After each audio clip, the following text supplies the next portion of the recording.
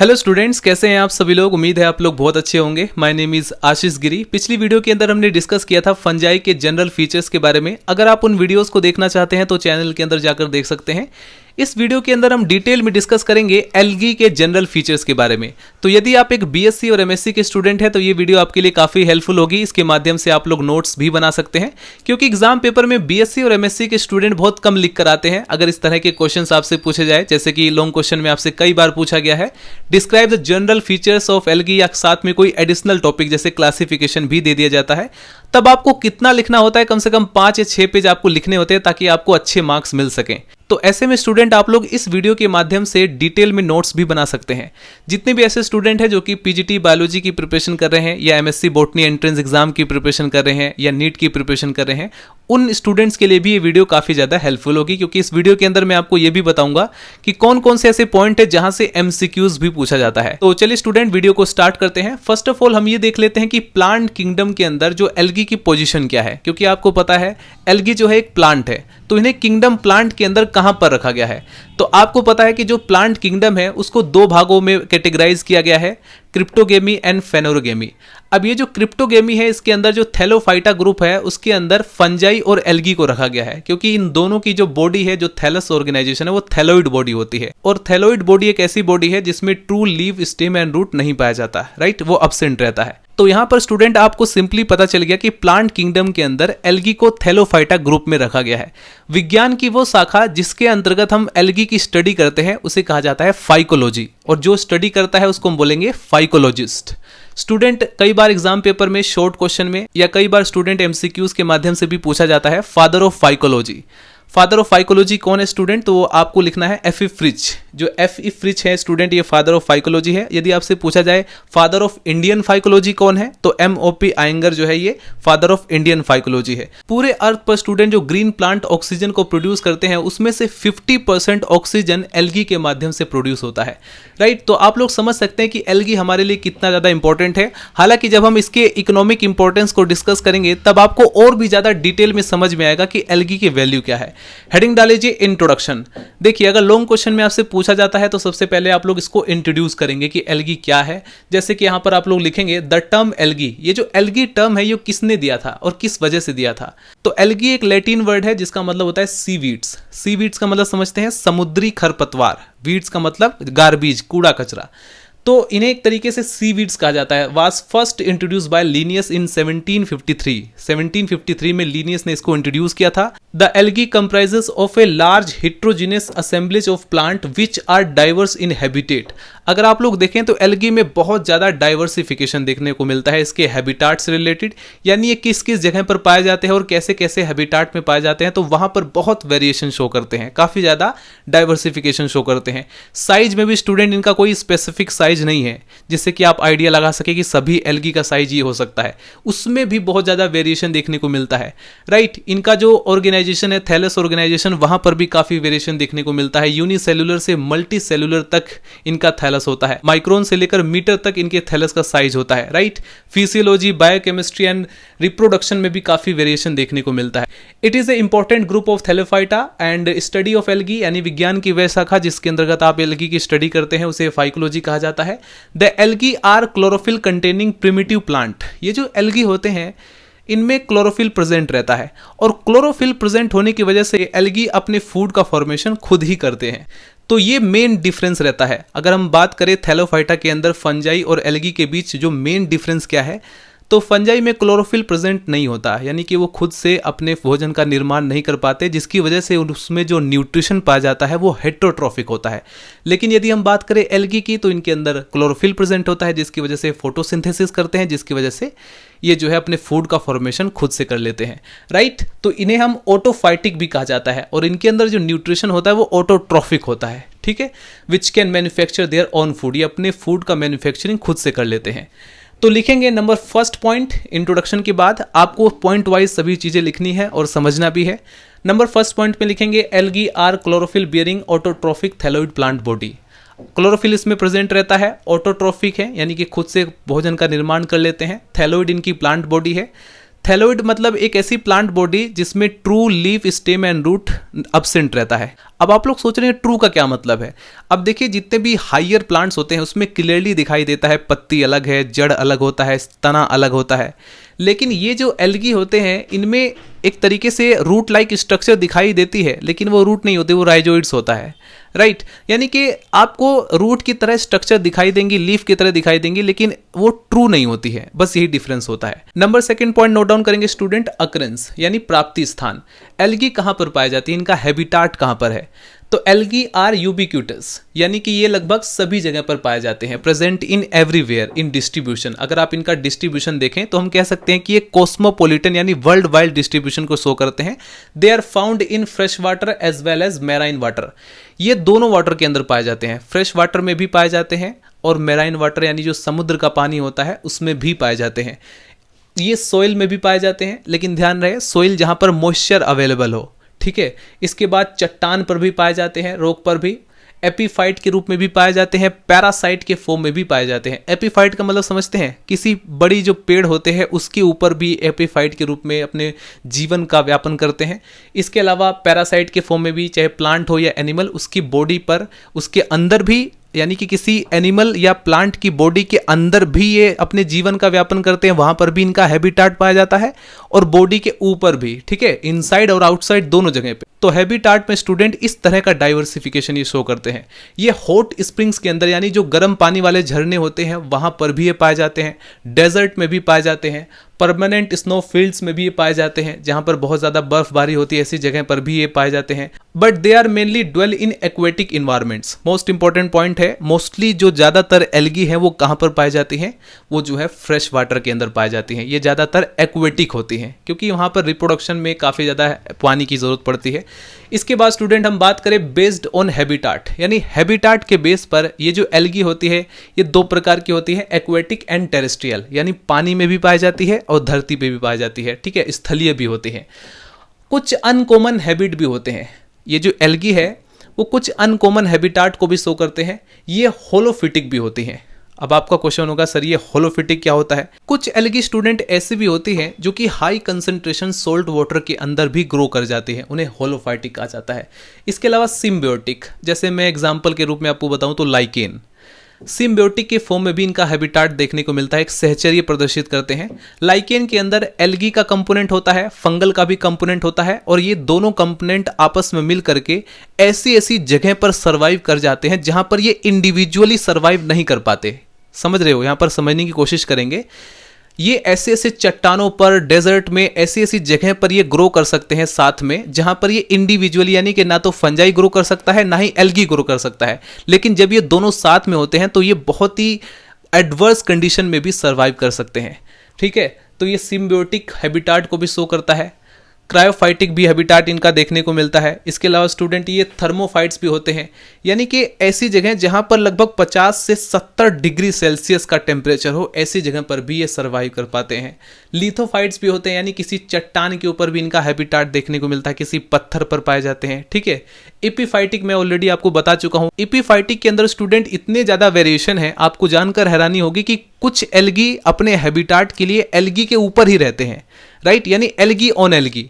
ऐसी कंडीशन में क्या होता है, एक एल्गी दूसरे एल्गी के ऊपर अपने जीवन का व्यापन कर रही है। इसके अलावा कुछ एल्गी ब्रायोफाइट के ऊपर भी रहती है, ब्रायोफाइटा के ऊपर भी इनका हैबिटाट देखने को मिलता है। मोस्टली एल्गी जो होती है, जो एपीफाइटिक के रूप में होती है, वो एंजियोस्पर्म प्लांट, जो बड़े बड़े प्लांट होते हैं उसकी टहनियों पर, उसके स्टेम पर, ऐसी जगह पर ये जो है, या कुछ एल्गी जो होती हैं वो जड़ों में भी पाई जाती हैं, राइट। तो ये जो एल्गी होती हैं ये सब एक तरीके से एपीफाइटिक के रूप में अदर प्लांट्स के ऊपर रहती हैं। एपीफाइटिक हैबिटाट के अंदर स्टूडेंट कुछ एल्गी एपिजोइक होती हैं, यानी किसी एनिमल के बॉडी के ऊपर ये रहती हैं, वहां पर अपने जीवन का व्यापन करती है, ऐसा हैबिटाट बेस हो करती है। कुछ एल्गी स्टूडेंट ऐसी भी होती हैं, शायद आपको जानकर हैरानी होगी, कि वो जानवरों के शरीर के अंदर भी अपने जीवन का व्यापन करती है, उन्हें कहा जाता है एंडोजोइक एल्गी, यानी कि इनसाइड द बॉडी, एनिमल के बॉडी के अंदर उनका जीवन का व्यापन रहता है, वहां पर उनका हैबिटाट देखने को मिलता है। कुछ एल्गी पैरासाइट के फॉर्म में भी देखने को मिलती है, परजीवी की तरह भी अपने जीवन का व्यापन करते हैं। तो पॉइंट नंबर सेकंड में स्टूडेंट आपने देखा कि एल्गी अपने हैबिटाट में कितनी ज्यादा वेरिएशन या डाइवर्सिफिकेशन को शो कर रहा है, राइट। इसी वजह से स्टूडेंट ये कॉस्मोपॉलिटन डिस्ट्रीब्यूशन को शो करता है, लगभग सभी जगह पर ये पाया जाता है। इसके बाद हेडिंग डाल लीजिए थैलस ऑर्गेनाइजेशंस, यानी ये जो एल्गी है इनका थैलस ऑर्गेनाइजेशन किस प्रकार का है, तो इसके बारे में लिखेंगे। Thalli of algae show a range of organisation starting from unicellular, यानी कि सिंगल सेल वाले, यूनिसेल्युलर से लेकर student highly organised multi cellular habitat ये शो करते हैं, where the plant body is differentiated into root like, stem like and leaf like structures giving a higher plant like appearance. यानी कि ये एक तरीके से इस तरह का थैलस ऑर्गेनाइजेशन भी शो करते हैं एल्गी, जहां पर आपको लगेगा कि इनमें जड़ें भी पाई जाती है, तना भी पाया जाता है और इसमें पत्तियां भी पाई जाती हैं, लेकिन स्टूडेंट वो ट्रू नहीं होती, बस इतना ध्यान रखना है, ठीक है। यानी हायर प्लांट की तरह भी इनका थैलस ऑर्गेनाइजेशन देखने को मिलता है। Their size range for few micron to several metres, इनका जो साइज है यानी कि कितनी बड़ी होती है ये, तो उसमें भी काफ़ी ज़्यादा वेरिएशन, वहाँ पर भी काफ़ी ज़्यादा रेंज देखने को मिलती है, माइक्रोन से लेकर के ये मीटर्स तक होती हैं। The simplest form are unicellular, algae का जो सिंपलेस्ट फॉर्म है वो यूनिसेल्युलर माइक्रोस्कोपिक मोटाइल और नॉन मोटाइल यूकैरियोटिक सेल्स होती हैं। मोटाइल और नॉन मोटाइल का मतलब समझते हैं, कुछ एल्गी के अंदर फ्लैजिल्ला प्रेजेंट रहता है जिसकी मदद से वो तैरते हुए, स्विमिंग करते हुए एक जगह से दूसरी जगह पहुंच जाते हैं, यानी गतिशील होते हैं, या वो मोटाइल होते हैं। कुछ एल्गी नॉन मोटाइल होती हैं क्योंकि उनके अंदर कोई लोकोमोशन करने वाला ऑर्गन्स प्रेजेंट नहीं होता है, कोई स्ट्रक्चर ऐसी प्रेजेंट नहीं होती जिसकी मदद से वो एक जगह से दूसरी जगह पे जा सके, तो वो एक तरीके से नॉन मोटाइल की कैटेगरी में आ जाती है और ये यूकैरियोटिक सेल होती है। यदि आपसे सिंपली क्वेश्चन पूछा जाए कि एल्गी को आप लोग प्रोकैरियोटिक के अंदर रखेंगे या यूकैरियोटिक के अंदर रखेंगे, तो आपको पता है स्टूडेंट एल्गी के अंदर सभी प्रकार के मेम्ब्रेन बाउंडेड सेल ऑर्गेनली जैसे कि mitochondria, vacuoles, chloroplast, Golgi bodies, endoplasmic reticulum, even जो राइबोसोम होता है वो भी एटीएस टाइप का होता है, तो इस वजह से इन्हें यूकैरियोटिक सेल की कैटेगरी के अंदर रखा जाता है, ठीक है। तो इसलिए ये नॉन मोटाइल यूकैरियोटिक सेल्स होती हैं। दे में भी स्फेरिकल, ये जो एल्गी होती है ये गोल आकार भी, स्फेरिकल भी हो सकती हैं। इसका एग्जांपल है क्लोरेला। ये पायरिफॉर्म भी हो सकती हैं जैसे कि Chlamydomonas. There are also many multi cellular algae, यानी यूनिसेलुलर से लेकर के मल्टी सेलुलर एल्गी यानी बहुत सारी सेल वाली भी पाई जाती हैं। These are form uniseriate and multi seriate filaments which may be branched और अनब्रांच्ड, जो कि ब्रांच भी हो सकते हैं और अनब्रांच्ड भी हो सकते हैं। नंबर 4 पॉइंट नोट डाउन करेंगे student. Algal cell have a double membrane bounded organelle जैसे कि nucleus, mitochondria, vacuoles, chloroplast, Golgi bodies, endoplasmic reticulum, eighty S type ribosome, ये सारे जो है मेम्ब्रेन बाउंडेड सेल ऑर्गेनल्स के अंदर प्रेजेंट रहते हैं। इसके बाद नंबर 5 पॉइंट में यदि हम बात करें एल्गी के सेल वाल के बारे में, the composition of cell wall is variable, यानी कि डिफरेंट टाइप्स के जो एल्गी है उसमें जो सेल वाल का कंपोजिशन है वो थोड़ा वेरिएशन उसमें देखने को मिलता है। ग्रीन एल्गी का जो सेल वाल होता है वो सेलुलोज का बना होता है। इन मेनी मेराइन ग्रीन एल्गी, यानी जो ग्रीन एल्गी है जो समुद्र में पाई जाती है उसमें आप लोग देखेंगे तो मेनाज के साथ साथ सेलुलोस भी इसमें उनकी कंपोजिशन में पाया जाता है। तो यहाँ पर लिखा हुआ है student, in many marine green algae mannans are also present along with cellulose, right. इसके बाद लिखेंगे student galactans are present in cell wall of red algae. कई बार एमसीक्यूज में पूछा जाता है इसके बारे में कि रेड एल्गी के सेल वाल्स के अंदर क्या प्रेजेंट होता है, तो वहां पर लिखेंगे गैलेक्टांस। इसके बाद नोट डाउन करेंगे student point number 6, photosynthetic efficiency is generally higher in algae. Algae के अंदर जो फोटोसिंथेटिक एफिशिएंसी होती है, प्रकाश संश्लेषण अभिक्रिया की जो एफिशिएंसी है वो एल्गी के अंदर हायर होती है, हायर प्लांट की कंपैरिजन में। जैसे जिम्नोस्पर्म होते हैं, एंजियोस्पर्म होते हैं, इन प्लांट से ज्यादा फोटोसिंथेसिस एल्गी के अंदर होता है। इसीलिए मैंने आपको कहा कि अर्थ की 50% से ज्यादा ऑक्सीजन ये एल्गी प्रोड्यूस करते हैं, ठीक है। आगे लिखेंगे all types of algae contain photosynthetic pigment. सभी प्रकार के एल्गी में फोटोसिंथेटिक पिगमेंट होते हैं। दीज इंक्लूड डिफरेंट क्लोरोफिल्स, इसमें अलग अलग तरह के क्लोरोफिल पाए जाते हैं जैसे कि chlorophyll A, chlorophyll B, chlorophyll C. एक तरीके से ये डिपेंड करता है, जैसे क्लोरोफिल ए है तो ये अलग तरह की वेवलेंथ को एब्जॉर्ब करेगा, ठीक है। यानी कि ये जो अलग अलग तरह के आपको प्रकार के क्लोरोफिल बताए जाते हैं, chlorophyll A, chlorophyll B, chlorophyll C, ये डिफरेंट टाइप्स की वेवलेंथ को एब्जॉर्ब करते हैं, ठीक है। ये क्या है, ये पिगमेंट्स होते हैं। और कौन से पिगमेंट, फोटोसिंथेटिक पिगमेंट, राइट। तो लिखेंगे स्टूडेंट इसके बारे में, दीज इंक्लूड डिफरेंट क्लोरोफिल्स, यानी अलग अलग प्रकार के क्लोरोफिल कैरोटीनॉइड्स यानी क्लोरोफिल के अलावा और भी कुछ पिगमेंट पाए जाते हैं, जैसे कि कैरोटीनॉइड या phycobiliprotein. The pigments are located in chloroplast. Algae के अंदर जो क्लोरोप्लास्ट प्रेजेंट रहता है वहां पर पिगमेंट की लोकेशन होती है, ठीक है। क्लोरोप्लास्ट के अंदर ये पिगमेंट्स पाए जाते हैं। और ये जो फोटोसिंथेटिक पिगमेंट है, जैसे हम बात करें क्लोरोफिल ए की, तो ये एक तरीके से सभी जो एल्गी के ग्रुप है उन सभी में पाया जाता है। यदि हम बात करें क्लोरोफिल बी की, तो ये मेनली ग्रीन एल्गी के अंदर पाया जाता है। और यदि हम बात करें क्लोरोफिल ई की, तो जितने भी येलो ग्रीन एल्गी होती है उसके अंदर क्लोरोफिल ई पाया जाता है।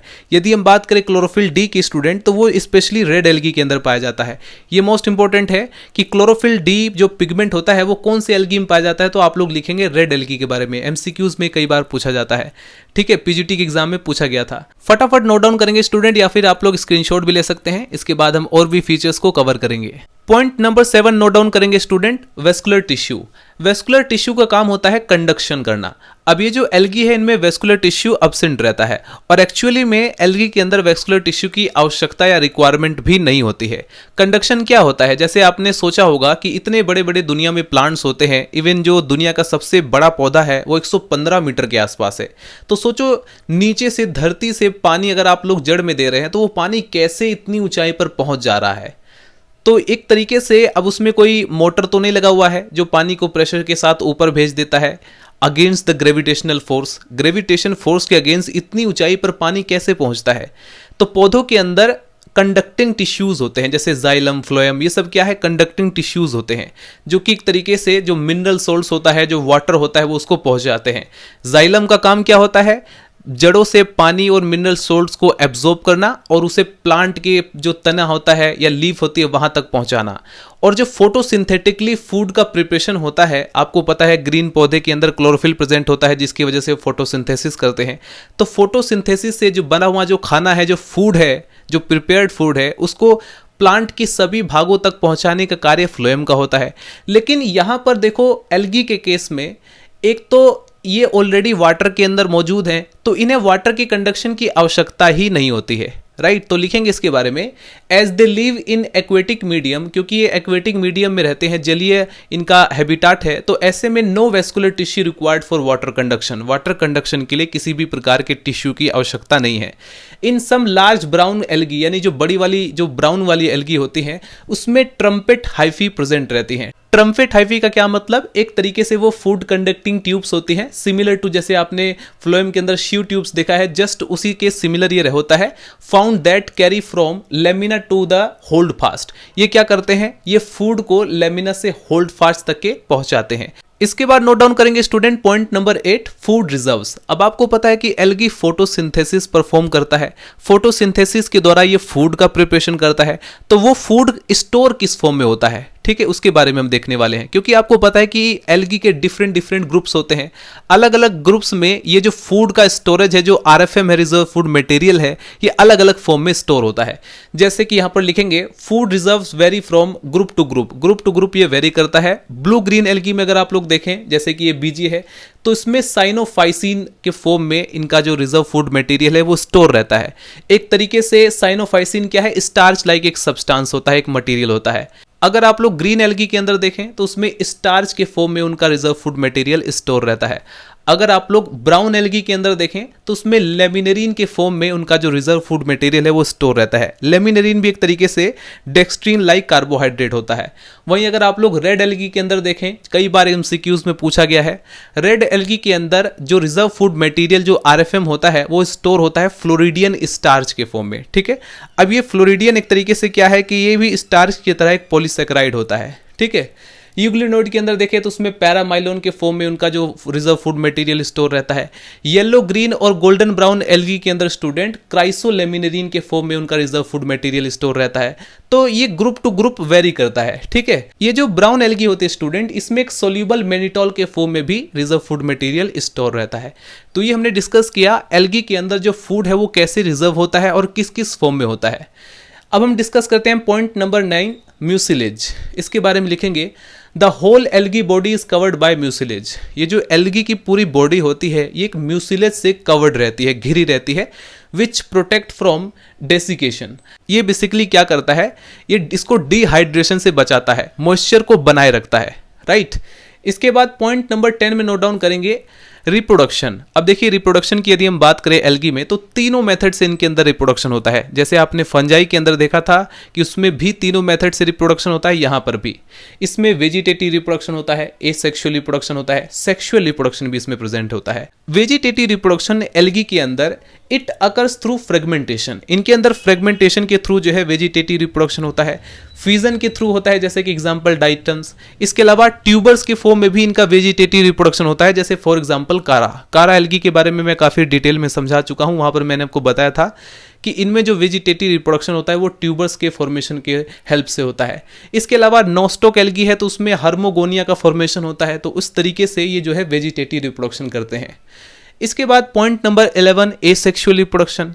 तो एल्गी के अंदर जो एसेक्सुअल रिप्रोडक्शन होता है वो जूस्पोर्स की मदद से होता है, एप्लेनोस्पोर्स की मदद से होता है, हिप्नोस्पोर्स की मदद से होता है, ऑटोस्पोर्स की मदद से होता है, टेट्रास्पोर्स की मदद से होता है, या कार्पोस्पोर्स की मदद से होता है, एक्सोस्पोर्स की मदद से होता है, एंडोस्पोर्स की मदद से होता है, एकिनिट्स का भी फॉर्मेशन होता है। ये 2 नंबर में शॉर्ट क्वेश्चन में कई बार पूछा गया है एकिनिट्स के बारे में। इसके बाद यदि हम बात करें सेक्सुअल रिप्रोडक्शन के बारे में तो सेक्सुअल रिप्रोडक्शन एल्गी के अंदर एक तरीके से गैमेट्स के फ्यूजन की हेल्प से होता है। दो जो है गैमेट्स आपस में फ्यूज करते हैं, फ्यूज करने के बाद डिप्लॉइड जाइगोट बनता है। ठीक है, तो यहां पर नोट डाउन करेंगे, it is a most advance form of reproduction which involve in the fusion of 2 specialised haploid cells. इसमें 2 जो है स्पेशलाइज्ड हैप्लॉइड सेल्स जिन्हें हम गैमेट्स कहते हैं वो आपस में फ्यूज करके डिप्लॉइड जाइगोट बनाती हैं, जिसे हम जाइगोस्पोर्स भी बोलते हैं। इसके बाद meiosis take place during the germination of zygote. जिस समय जाइगोट का जर्मिनेशन होता है वहां पर मियोसिस होता है और नया प्लांट जो बनता है वो हैप्लॉइड गैमेटोफाइट के फॉर्म में बनता है। ठीक है, यानी कि नया प्लांट जो बना वो फिर दोबारा से हैप्लॉइड हो जाता है। इसके बाद सेक्सुअल रिप्रोडक्शन से रिलेटेड और भी कुछ इंपॉर्टेंट इंफॉर्मेशन आप लोग लिखेंगे। Based on size and movement of gametes, ये जो गैमेट्स का साइज होता है, जो मूवमेंट होता है, उसके बेस पर सेक्सुअल रिप्रोडक्शन मेनली 3 टाइप्स का होता है। एक होता है स्टूडेंट आइसोगेमी। आइसोगेमी के अंदर क्या होता है, जो फ्यूजन करने वाले, मैंने आपको बताया था कि एल्गी के सेक्सुअल रिप्रोडक्शन में 2 गैमेट्स आपस में फ्यूज करते हैं, एक मेल गैमेट होता है, एक फीमेल गैमेट होता है। तो यदि हम बात करें आइसोगेमी टाइप के सेक्सुअल रिप्रोडक्शन में, तो इसमें जो फ्यूजिंग करने वाले गैमेट है वो मॉर्फोलॉजिकली तो सिमिलर होते हैं लेकिन फिजियोलॉजिकली डिफरेंट होते हैं। यानी मैं सिंपली कहूं तो मॉर्फोलॉजिकली तो वो एक तरीके से आइसोगेमी होते हैं लेकिन फिजियोलॉजिकली वो एक तरीके से एनिसोगेमी शो करते हैं। ठीक है, और वो जो आपस में फ्यूज करेंगे और उनके जो गैमेट्स होंगे वो माइनस और प्लस यानी कि अपोजिट स्ट्रेन के होते हैं। एग्जाम्पल के लिए आप लोग जैसे क्लेमाइडोमोनास के अंदर देखेंगे, क्लेमाइडोमोनास का भी लाइफ साइकिल में कंप्लीट कर चुका हूं, वहां पर मैंने आपको बताया भी था कैसे वो गैमेट आपस में फ्यूज करते हैं। इसके अलावा अगर आपने 12th क्लास में यूलोथ्रिक्स की लाइफ साइकिल पढ़ी हो या स्पायरो वगैरह में देखा होगा तो वहां पर भी आइसोगेमी टाइप का सेक्सुअल रिप्रोडक्शन होता है। इसके बाद स्टूडेंट यदि हम बात करें एनिसोगेमी टाइप के सेक्सुअल रिप्रोडक्शन के बारे में, यानी कि एल्गी के अंदर जो एनिसोगेमी टाइप का सेक्सुअल रिप्रोडक्शन होता है वो कैसे होता है और किस टाइप से होता है, तो इसमें जो फ्यूजिंग करने वाले गैमेट्स होते हैं वो मॉर्फोलॉजिकली और फिजियोलॉजिकली दोनों तरीके से वो डिफरेंट होते हैं। इसके बाद आता है स्टूडेंट ऊगेमी। तो ऊगेमी टाइप का जो सेक्सुअल रिप्रोडक्शन है एल्गी के अंदर ये बहुत ही ज्यादा एडवांस टाइप का होता है। ठीक है, इसमें जो मेल गैमेट होता है वो एंथ्रीडिया के अंदर फॉर्म होता है और जो फीमेल गैमेट होता है वो उगोनिया के अंदर फॉर्म होता है। तो इस टाइप से स्टूडेंट हमने डिस्कस किया है एल्गी के अंदर पाए जाने वाले तीनों तरह के सेक्सुअल रिप्रोडक्शन के बारे में। इन तीनों सेक्सुअल रिप्रोडक्शन टाइप्स के अलावा स्टूडेंट एल्गी के अंदर और भी कुछ अनकॉमन सेक्सुअल रिप्रोडक्शन के टाइप्स पाए जाते हैं, जैसे फॉर एग्जांपल होलोगेमी। होलोगेमी के अंदर क्या होता है स्टूडेंट, इसमें यूनिसेलुलर एल्गी का जो थैलस होता है वो पूरी तरह से एंटायरली बिहेव करता है गैमेट की तरह। ठीक है, यानी एक जो थैलस है वो माइनस स्ट्रेन का हो जाएगा, दूसरा जो थैलस है यूनिसेलुलर थैलस वो प्लस स्ट्रेन का, यानी पूरा थैलस ही गैमेट बन जाता है और आपस में उनका जैसे फ्यूजन होगा वो डिप्लॉइड जाइगोट बना लेंगे। तो इस तरह से जो सेक्सुअल रिप्रोडक्शन होता है इसे हम बोलते हैं होलोगेमी। इसके अलावा एक और है जिसे आप लोग नोट डाउन कर सकते हैं, ऑटोगेमी। ये मैं इसलिए आपको बता रहा हूं कहीं आपको अलग से पता चल जाता है तो आप लोग हैरान होते हैं कि सर हमने तो 3 ही टाइप से पढ़ा था, ये और भी कहां से आ गया। तो बीएससी और एमएससी के यदि आप स्टूडेंट हैं तो आपको डिटेल में जानकारी होनी चाहिए क्योंकि अब आप लोग ग्रेजुएशन पोस्ट ग्रेजुएशन के अंदर आ चुके हैं। अगर हम बात करें स्टूडेंट ऑटोगेमी टाइप के सेक्सुअल रिप्रोडक्शन के बारे में, तो एल्गी में क्या होता है, कभी कभी सेम मदर सेल से ही 2 गैमेट का फॉर्मेशन हो जाता है और ये दोनों गैमेट अपोजिट स्ट्रेन के होते हैं। ठीक है, और ये आपस में फ्यूज करके डिप्लॉइड जाइगोट बना लेते हैं। लेकिन एक चीज यहां पर याद रखने वाली है कि अगर सेम मदर सेल है और उससे दोनों अपोजिट गैमेट बन जाते हैं जिनका फ्यूजन होकर के जाइगोट बन जाता है, तो उसमें आप लोग ध्यान रखना कि किसी भी प्रकार का कोई जेनेटिक रिकॉम्बिनेशन नहीं होगा क्योंकि सेम मदर सेल्स है। इसके बाद नोट डाउन करेंगे student point number 13, different types of life cycle occur in algae. Algae के अंदर डिफरेंट टाइप की लाइफ साइकिल पाई जाती है। इसमें नोट डाउन करेंगे नंबर फर्स्ट, हेप्लोन्टिक लाइफ साइकिल। इसमें हेप्लोइड फेज जो होता है वो डोमिनेट करता है, राइट। इसके बाद यदि हम बात करें डिप्लॉन्टिक लाइफ साइकिल के बारे में, तो नाम से ही पता चल रहा है कि डिप्लॉइड फेज जो होगा वो इसमें डोमिनेट करेगा। लेकिन हेप्लोडिप्लॉन्टिक लाइफ साइकिल के अंदर क्या होता है, इसमें हेप्लोइड और डिप्लॉइड दोनों के दोनों फेज इक्वली डोमिनेट करते हैं। इसके बाद पॉइंट नंबर 14 को नोट डाउन करेंगे, एम्ब्रियोनिक स्टेज। ये जो एल्गी होते हैं इनमें एम्ब्रियोनिक स्टेज अब्सेंट होता है, ठीक है। ये एक तरीके से कैरेक्टरिस्टिक्स फीचर्स है थैलोफाइटा का। पॉइंट नंबर 15 में नोट डाउन करेंगे, इनके जो सेक्स ऑर्गन्स होते हैं वो नॉन जैकेटेड होते हैं, ठीक है। तो ये स्टूडेंट आज की इस वीडियो के अंदर हमने कवर किया एल्गी के जनरल कैरेक्टरिस्टिक्स के बारे में। यदि आप एक बीएससी और एमएससी के स्टूडेंट हैं तो आप लोग इसके नोट्स बना लेंगे, और नोट्स बनाने के बाद यही आपको अपने एग्जाम पेपर की रिटन कॉपी के अंदर लिखना होता है। मिलते हैं नेक्स्ट वीडियो में, बाय बाय, टाटा।